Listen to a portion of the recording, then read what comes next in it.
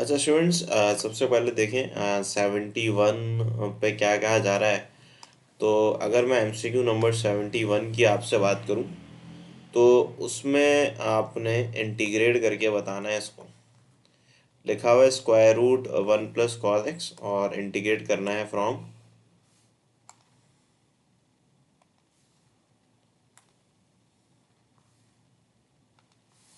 बेटा last class में करवा दिए थे। ये 0 to π लिखा हुआ है ना, 0 to π। तो मुझे बताएं 71 के अंदर स्क्वायर रूट 1 + cos x लिखा हुआ है। तो जाहिर है कि यहाँ पे मैं 0 to π लिख लेता हूँ।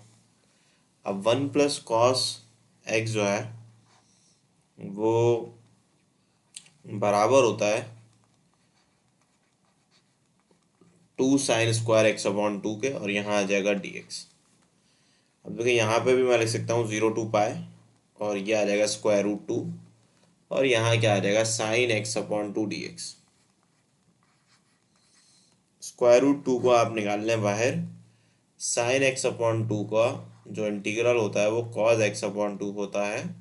और फिर आपने जाहिर है कि सबसे पहले एंगल के डेरिवेटिव को डिवाइड कर देना है। तो ये 2 जाके -2√2 से हो जाएगा, -√2 से हो जाएगा मल्टीप्लाई। तो देखिए ये हो जाएगा माइनस का 2√2। फिर आपने पुट करना है अपर लिमिट, फिर आप पुट करेंगे लोअर लिमिट। तो अपर लिमिट है cos π/2, पाई पुट करोगे, फिर आप cos 0 पुट करोगे। cos 0 1 होता है, इसकी वजह से आपका आंसर 2√2 आ जाएगा।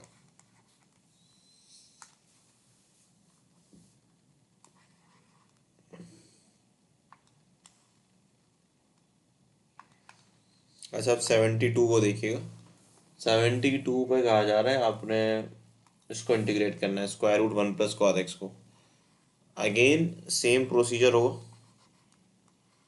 कि यहाँ पे हम 1 + cos x लिखा हुआ है ना, तो इसको हम ब्रेक करके लिख देंगे ऐसे।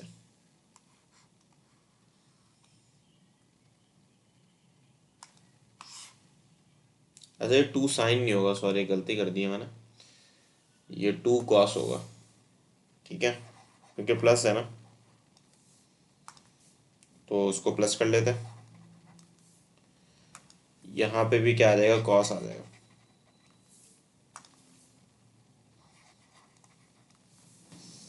अब cos का इंटीग्रल याद रखिएगा साइन होता है, मतलब पॉजिटिव का होता है। अब जब आप लिमिट लगाओगे तो फिर यहाँ पे cos की जगह साइन ही आएगा बस, और तो कोई ज़्यादा फर्क नहीं है। तो यहाँ पे मैं साइन लिख देता हूँ, और यहाँ पे भी साइन आ रहा होगा।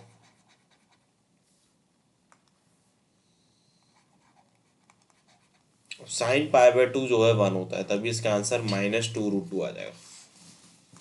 अच्छा जी, 72 के अंदर क्या कहा जा रहा है, अब ज़रा तवज्जो से सुनिएगा। 72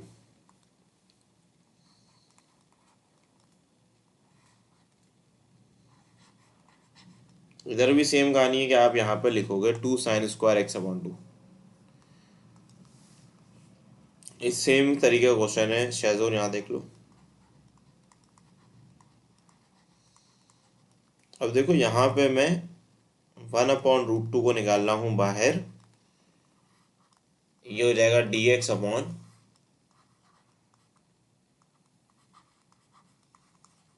x/2।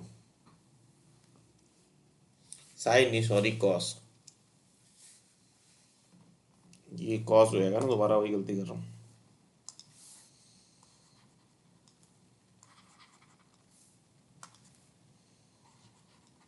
तो यहाँ पे मैं कॉस लिख देता हूँ, सही है बेटा। अब ये जो कॉस होता है ये असल में किसके इक्वल है, sec x/2 के। अब sec x/2 का जब आप इंटीग्रेट करोगे तो फिर 1/√2 रहेगा वैसे ही, और ये ln sec x हो जाएगा, ln sec x + tan x।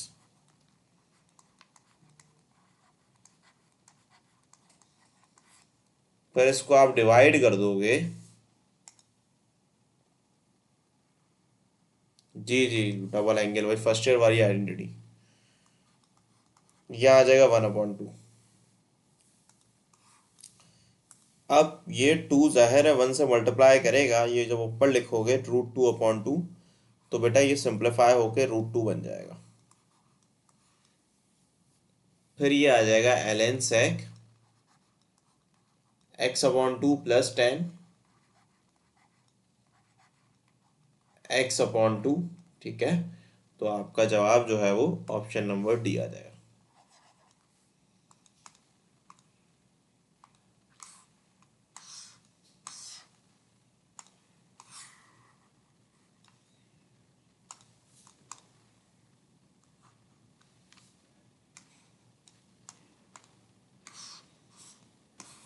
देखें, अब now we have to solve 73 MCQs। MCQ number 73, यहाँ लिखा हुआ है 0 से लेके π/2 तक। अच्छा, मैं क्या करता हूँ, वन की जगह लिख लेता हूँ sin² x + cos²x, और मैं sin2x की जगह लिख देता हूँ -2 sin x cos x।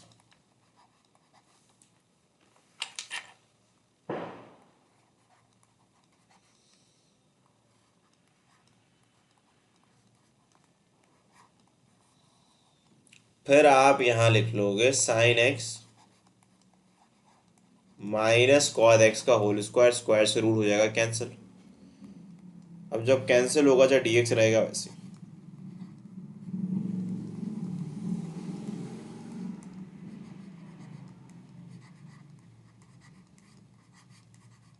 अब आप sin x को इंटीग्रेट करें तो आंसर आएगा माइनस का cos x, जबकि 0 से π/2 रहेगा वैसे ही। और cos x को इंटीग्रेट करें तो याद आएगा sin x, और 0 से π/2 रहेगा वैसे ही। माइनस आएगा अपर लिमिट यानी कि cos 90। बेटा अभी 10 मिनट हुए होंगे। cos 90 - cos 0, माइनस यहाँ आ जाएगा sin 90 और sin 0। अब देखो यहाँ से भी रिजल्ट जो जनरेट हो रहा है वो प्लस का 1 जनरेट हो रहा है, और इधर से माइनस का 1 जनरेट हो रहा है। सो 1 - 1 will become 0, therefore you will take on 0।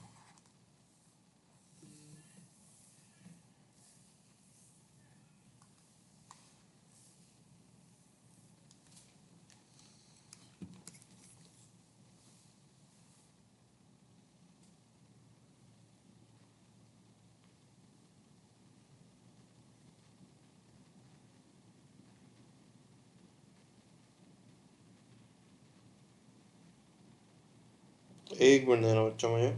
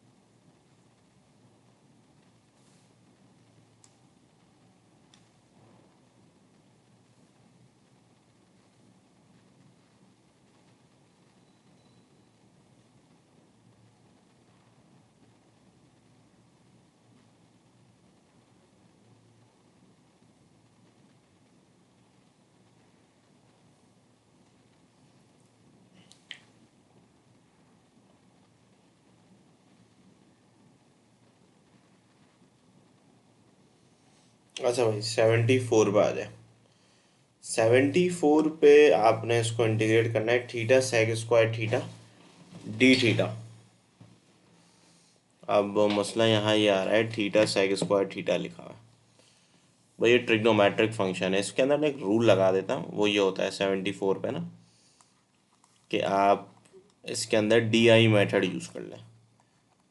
तो ये जो थीटा है ना, इसको आप डिफरेंशिएट कर लें, थीटा हो जाएगा 1 हो जाएगा, फिर 0 हो जाएगा।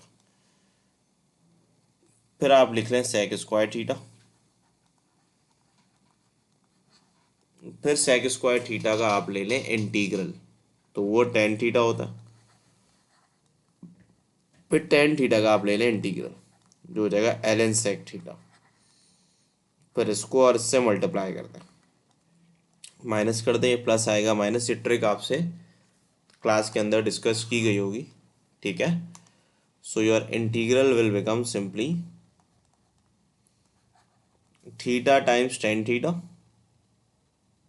प्लस में, और यहाँ आ जाएगा minus L N of sec theta plus C, ठीक है। तो इसका आंसर 74 का क्या हो जाएगा, ऑप्शन ए और सी दोनों सेम है, ठीक है। वजह सेम होने की वजह बड़ी सिंपल सी बात यह है कि अगर आप इसको लिखोगे ऑप्शन ए और सी दोनों ही सेम है, तो इसका आंसर डी आएगा। अब सेम क्यों है, क्योंकि देखो अगर तुम लोग सेक थीटा का रेसिप्रोकल करोगे तो 1/cos हो जाएगा। तो अगर आप 1/cos करोगे तो -1 पावर बाहर आ जाएगी, तो ये माइनस माइनस क्या हो जाएगा, प्लस हो जाएगा ना। तो ये दोनों ही सही है।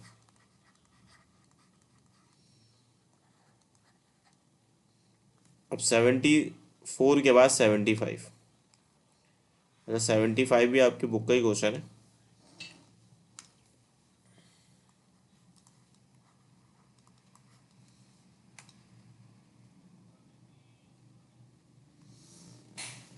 ट्रिक ट्रिक यूज कर लो ना मुस्तफा बेटा।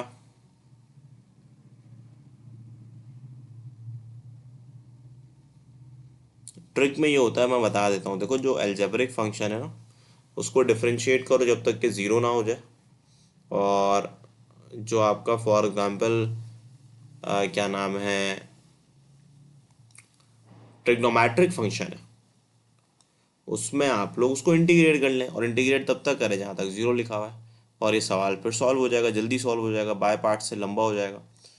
अब 75 के अंदर भी सेम कहानी है। देखो 75 में आपका ये बुक का ही सवाल है। इंटीग्रल यहाँ लिखा हुआ है कॉस, बुक में √x था ना, यहाँ पे लिखा हुआ है √2x। अब यहाँ पे क्या करते थे, देखो लेट टी करोगे, टी बराबर लोगे √2x के। तो अगर मैं इसका डेरिवेटिव बोलूँ आपको कैलकुलेट करने के लिए, तो √2 का आप बेशक बाहर निकाल लें, और √x का डेरिवेटिव लिख लें 1/2 √x। सही है। तो जो √2/√2 हो जाएगा, तो ये √2x dt जो है वो dx के बराबर हो जाएगा, ठीक है। सो ये dx बराबर हो गया √2x dt के। अब आपके पास जो √2x dt है, सॉरी हाँ √2x dt है, वो असल में बराबर है किसके, मतलब ये चीज़ नीचे आ जाएगी, ये √2 हो जाएगी, तो ये चीज़ t के बराबर है। तो dx बराबर हो गया t dt के, देयरफॉर यही इंटीग्रल बन जाएगा आपका cos t t dt, ठीक है।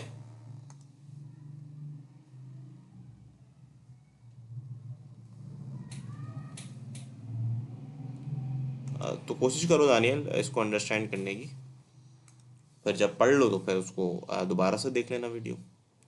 देखो अब यहाँ पे ये t वही सेम कहानी है, ये आपका अलजेब्रिक और ये आपका ट्रिग्नोमेट्रिक फंक्शन है, ठीक है। तो इसमें आप लगा लेंगे आ, वही लियार्ड का मेथड, t और यहाँ आ जाएगा cos t। अब t का डेरिवेटिव होता है 1, फिर 1 का डेरिवेटिव 0, cos t का हो जाएगा, इंटीग्रल लेना है आप यहाँ पे, डी आई मेथड है ये। डी आई मेथड में ये होता है कि लियार्ड में जो पहला आता है उसको आप इंटीग्रेट कर दो। अब मैंने ना ये चीज़ ऑलरेडी पढ़ा चुका हूँ पहले अपने चैनल पे, और उस पर मैं दिखा देता हूँ तुम लोगों को ना, मैंने पहले भी ये चीज़ें मतलब ये मैंने इंटर में पढ़ाया था। इधर देखो,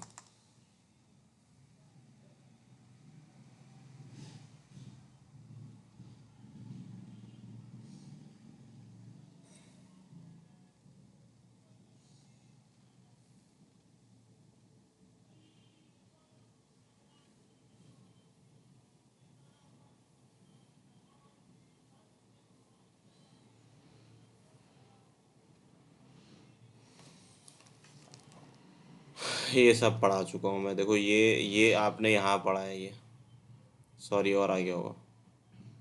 ओके, ये तो 6.2 है पूरी। हाँ, ये बाय पार्ट है।